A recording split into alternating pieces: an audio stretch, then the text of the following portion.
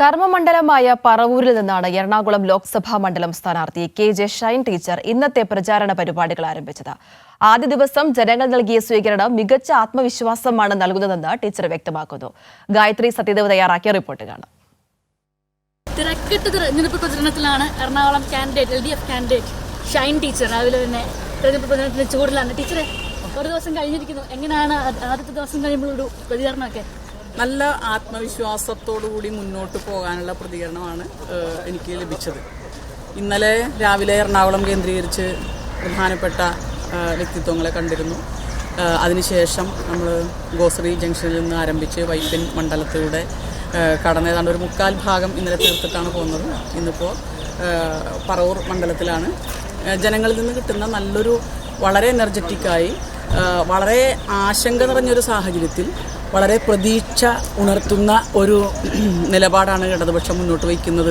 അതുകൊണ്ട് ഇടതുപക്ഷത്തിൻ്റെ കൂടെ ഞങ്ങളുണ്ട് എന്നുള്ളൊരു നിലപാടാണ്. ആ നിലപാടിൻ്റെ ഒരു പൾസ് അറിയാൻ ഈ സ്റ്റാർട്ട് ചെയ്തിട്ടേ ഉള്ളൂ. എങ്കിൽ പോലും അതിന് സാധിച്ചു എന്നുള്ളത് വളരെ സന്തോഷകരമാണ്.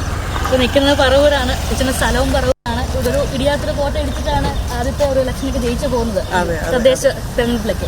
അപ്പോൾ ലോക്സഭയിലേക്ക് വരുമ്പോൾ എങ്ങനെയാണ് പറവൂർ എന്നുള്ളത് ഒരു പ്രതികരണമൊക്കെ എങ്ങനെയാണ്?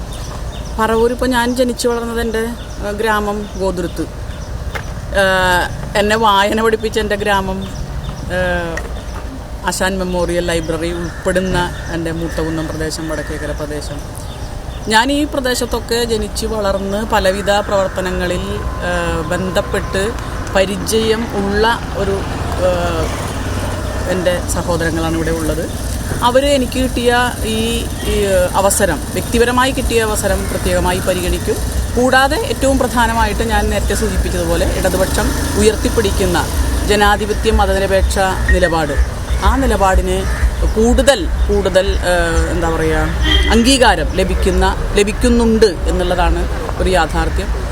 ദേശീയ രാഷ്ട്രീയത്തിലൊക്കെ കോൺഗ്രസ് ഒരു മതനിരപേക്ഷ പാർട്ടിയാണ് എന്ന് പറയുമ്പോഴും ആ മതനിരപേക്ഷത പ്രയോഗത്തിൽ അവർ പ്രയോഗിക്കുന്നില്ല.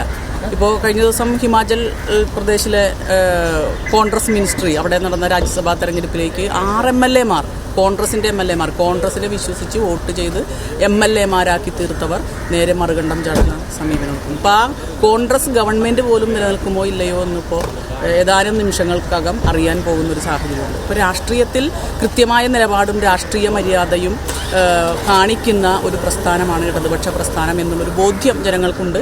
ആ ഒരു ബോധ്യപ്പെടലും കൂടിയും വരുമ്പോൾ ദേശീയ രാഷ്ട്രീയവും രാഷ്ട്രീയത്തിൻ്റെ ഒരു എന്താ പറയുക, ഒരു കറക്റ്റ്നെസ്സും ഒക്കെ വരുമ്പോൾ അനുകൂലമായി LDF-ന്റെ 20 സ്ഥാനാർത്ഥികളും പാർലമെന്റിൽ എത്തണം എന്ന് ജനങ്ങൾ ആഗ്രഹിക്കുന്നു എന്നാണ് ഞാൻ കരുതുന്നത്.